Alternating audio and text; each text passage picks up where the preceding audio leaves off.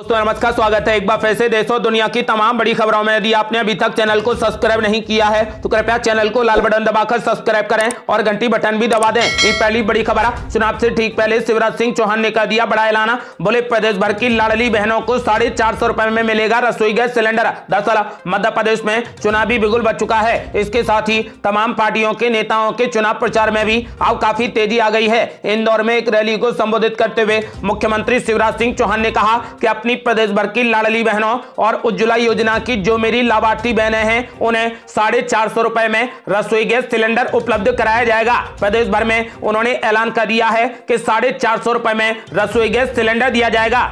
अगली बड़ी खबर, केजरीवाल सरकार ने ले लिया बड़ा फैसला। प्राइमरी स्कूल 10 नवंबर तक रहेंगे बंद। दरअसल दिल्ली की शिक्षा मंत्री आतिशी ने रविवार को बताया कि राष्ट्रीय राजधानी दिल्ली में खतरनाक स्तर पर वायु प्रदूषण को देखते हुए 10 नवंबर तक प्राइमरी स्कूलों को बंद करने का फैसला लिया गया है। इस दौरान ग्रेड 6 से लेकर 12 तक के लिए स्कूलों को ऑनलाइन कक्षा में शिफ्ट होने का विकल्प दिया गया है। आपको बता दें कि फिलहाल 10 नवंबर तक दिल्ली के सभी प्राइमरी स्कूल बंद रहेंगे।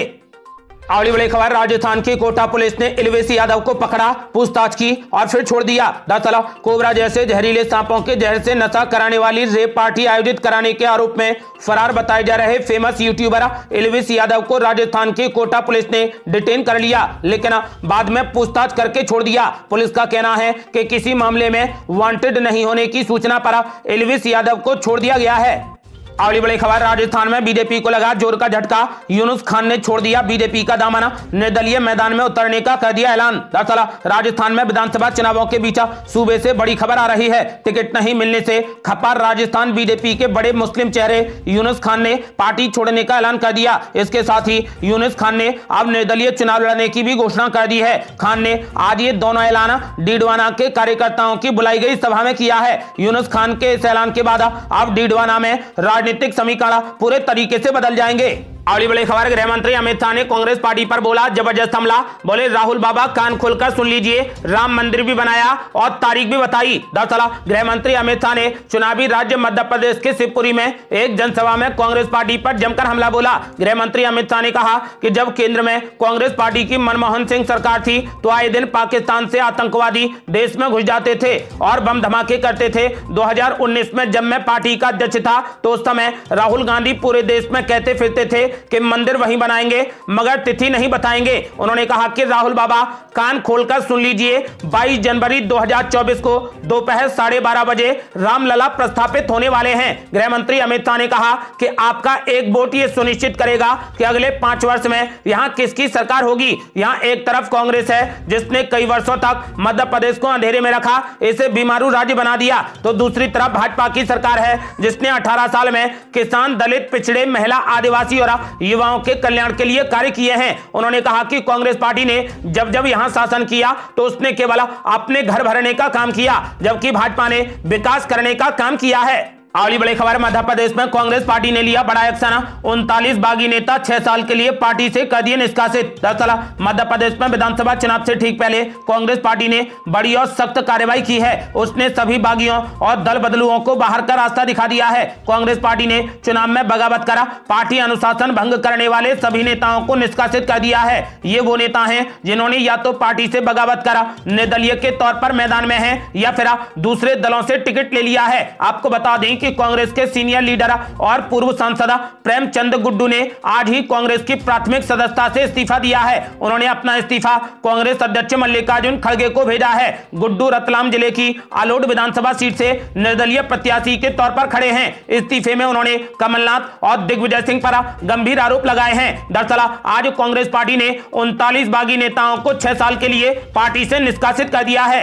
अगली बड़ी खबर, इंडिया गठबंधन में मचा बवाल। यूपी में अखिलेश यादव पड़े अकेले और ममता बनर्जी को भी नहीं मिल रहा कोई भी साथी। दरअसल 2024 के लोकसभा चुनाव में बीजेपी की अगुवाई वाले एनडीए को हराने का दम पर रहे इंडिया गठबंधन की आपसी कलह खत्म होने का नाम नहीं ले रही। उत्तर प्रदेश से लेकर पश्चिम बंगाल तक गठबंधन के नेता अलग अलग राग अलाप रहे हैं। इंडिया गठबंधन में शामिल सीपीएम के महासचिव सीताराम येचुरी ने 2 टूक कह दिया है कि पश्चिम बंगाल में ममता बनर्जी की पार्टी तृणमूल कांग्रेस के साथ में किसी भी सूरत में वो गठबंधन नहीं करेंगे। येचुरी ने कहा कि उनकी पार्टी राष्ट्रीय स्तर पर इंडिया गठबंधन के बैनर तले बीजेपी से लड़ती रहेगी, लेकिन पश्चिम बंगाल में ममता बनर्जी की पार्टी तृणमूल कांग्रेस से गठबंधन का कोई सवाल ही नहीं उठता। आपको बता दें कि उधर उत्तर प्रदेश में भी यही हाल है। इंडिया गठबंधन के प्रमुख चेहरे समाजवादी पार्टी और कांग्रेस पार्टी के बीच में पिछले कुछ दिनों से जुबानी जंग चल रही है। इसी बीच कांग्रेस पार्टी ने समाजवादी पार्टी को एक और बड़ा झटका दे दिया है। समाजवादी पार्टी के संस्थापकों में से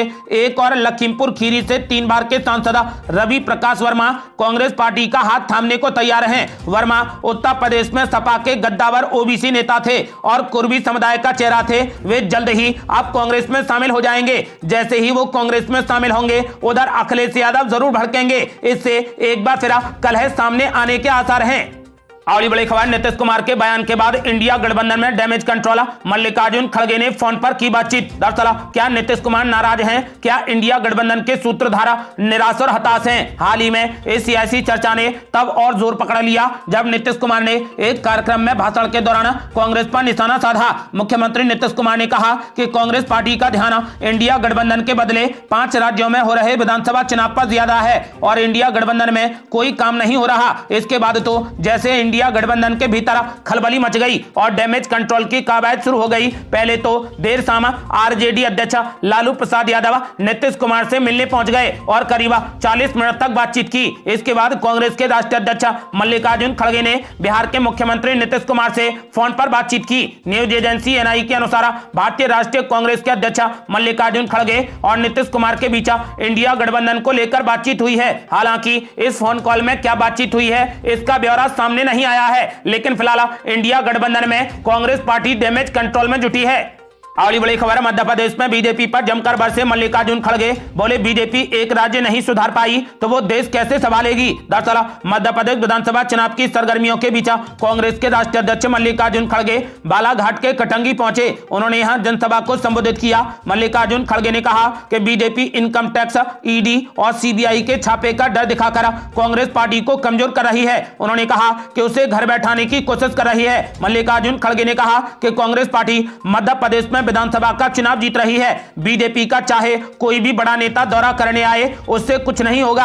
मल्लिकार्जुन खड़गे ने कहा कि हम जो कहते हैं उसे करके दिखाते हैं। उन्होंने कहा कि कांग्रेस नरेगा जैसी योजना लाई। जब हिंदुस्तान में अन्न की कमी थी तो कांग्रेस पार्टी हरित क्रांति लाई। ये जो आज गरीबों को मुफ्त में राशन मिल रहा है वो कांग्रेस पार्टी की ही देन है। उन्होंने कहा कि बीजेपी ने कोई भी बड़ा काम नहीं किया है। जो भी बड़े काम हुए हैं वो पहले प्रधानमंत्री जवाहरलाल नेहरू, पूर्व प्रधानमंत्री इंदिरा गांधी और राजीव गांधी ने किए हैं। उन्होंने बीजेपी पर हमला बोलते हुए कहा कि बीजेपी एक राज्य नहीं सुधार पाई तो वो देश कैसे संभालेगी।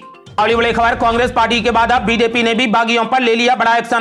35 नेताओं को 6 साल के लिए पार्टी से कर दिया निष्कासित। दरअसल मध्य प्रदेश विधानसभा चुनाव में पार्टी के विरोध में काम करने वाले और पार्टी लाइन से अलग चलने वाले नेताओं के खिलाफ बीजेपी ने भी बड़ा एक्शन ले लिया है। बीजेपी ने 35 नेताओं को 6 साल के लिए पार्टी से निष्कासित कर दिया है। बीजेपी ने बागियों के खिलाफ सख्त एक्शन लिया है। बीजेपी ने पार्टी लाइन छोड़कर काम करने वाले 35 नेताओं को पार्टी से निकाल दिया। ये नेता 6 साल के लिए निष्कासित रहेंगे। जानकारी के मुताबिक नामांकन भरे जाने तक बीजेपी ने इन नेताओं को मनाने की पूरी कोशिश की थी, लेकिन ये नेता नहीं माने, जिसके बाद पार्टी ने एक्शन लेते हुए 35 नेताओं को 6 साल के लिए पार्टी से निष्कासित कर दिया।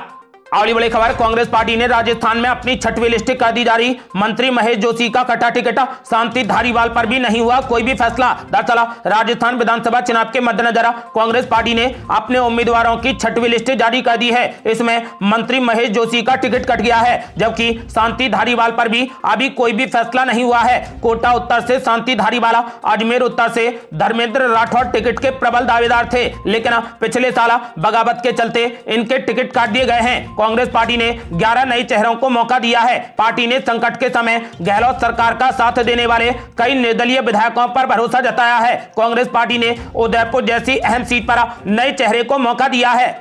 अगली बड़ी खबर, कांग्रेस पार्टी के बाद अब बीजेपी ने भी राजस्थान में अपनी 5वीं सूची कर दी जारी। 15 प्रत्याशियों के नामों का कर दिया ऐलान, एक सीट पर बदल दिया उम्मीदवार। दरअसल राजस्थान विधानसभा चुनावों के लिए बीजेपी ने अपनी बहुप्रतीक्षित 5वीं सूची जारी कर दी। इसमें 15 प्रत्याशियों के नामों का ऐलान किया गया है। इस सूची में कई नए चेहरों को मौका दिया गया है। वहीं गत चुनावों में बगावत करने वाले चेहरों को भी चुनावी मैदान में उतारा गया है। बीजेपी ने इस सूची में जयपुर शहर की सिविल लाइन सीट से दावेदार पूर्व मंत्री अरुण चतुर्वेदी का टिकट काट दिया है। वहां से नए चेहरे गोपाल शर्मा को चुनावी मैदान में उतारा गया है। इसके साथ ही पार्टी ने बीकानेर जिले की कोलायत सीट पर अपना प्रत्याशी बदल दिया है। यहां पर पूर्व में घोषित पार्टी के दिग्गज नेता देवी सिंह भाटी की पुत्रवधू पूनम कंवर के स्थान पर उनके पौत्र अंशुमन सिंह भाटी को प्रत्याशी बनाया गया है। आपको बता दें कि इन 5 सूचियों में बीजेपी अब तक कुल मिलाकर 197 प्रत्याशियों के नामों का ऐलान कर चुकी है। अभी तक 3 सीटें ऐसी हैं जिन पर प्रत्याशियों की घोषणा बाकी है। आपको बता दें कि फिलहाल बीजेपी ने अपनी 5वीं लिस्ट में 15 प्रत्याशियों के नामों का ऐलान कर दिया है। अगली बड़ी खबर, मिजोरम और छत्तीसगढ़ में चुनाव प्रचार पर लग गई रोक। कांग्रेस और बीजेपी ने झोंक दी पूरी ताकत। दरअसल मिजोरम और छत्तीसगढ़ में आज चुनाव प्रचार का आखिरी दिन था। इन दोनों राज्यों में 7 नवंबर को मतदान होना है। भाजपा के राष्ट्रीय अध्यक्ष जेपी नड्डा ने आज चुनावी राज्य छत्तीसगढ़ में 2 रैलियां की। छत्तीसगढ़ में मतदान से 3 दिन पहले बीजेपी नेता रतन दुबे की हत्या कर दी गई। दुबे नारायण के भाजपा जिला अध्यक्ष थे। छत्तीसगढ़ में पहले चरण के मतदान से 3 दिन पहले माओवादियों ने उनकी हत्या कर दी। आपको बता दें कि वहीं कांग्रेस पार्टी के सांसद शशि थरूर ने दावा किया है कि कांग्रेस पार्टी मिजोरम में सरकार बनाएगी। वरिष्ठ कांग्रेस नेता शशि थरूर ने मिजोरम विधानसभा चुनाव को अगले साल होने वाले लोकसभा चुनाव के लिए ड्रेस रिहर्सल करा दिया है। शशि थरूर ने कहा कि मिजोरम पूर्वोत्तर का पहला राज्य होगा जहां पर 2014 के बाद कांग्रेस सत्ता में लौटेगी। वहीं कांग्रेस पार्टी के अध्यक्ष मल्लिकार्जुन खड़गे ने कहा कि कांग्रेस पार्टी ने अंग्रेजों को वापस भेज दिया और छत्तीसगढ़ में केंद्र एजेंसियों की हालिया छापेमारी से उसके कार्यकर्ताओं का मनोबल नहीं गिरेगा। उन्होंने दावा किया है कि छत्तीसगढ़ के साथ साथ मध्य प्रदेश में भी कांग्रेस विधानसभा चुनाव जीतेगी। मल्लिकार्जुन खड़गे ने बीजेपी को गरीब विरोधी, दलित विरोधी और आदिवासी विरोधी भी करार दिया है। ये थी अब तक की बेहद बड़ी खबरें। रोजाना की ताजा खबरों को जानने और हमसे जुड़ने के लिए चैनल को लाल बटन दबाकर सब्सक्राइब करें और घंटी बटन भी दबा दें। जल्दी मिलते हैं बड़ी अपडेट के साथ। तब तक के लिए जय हिंद, जय भारत।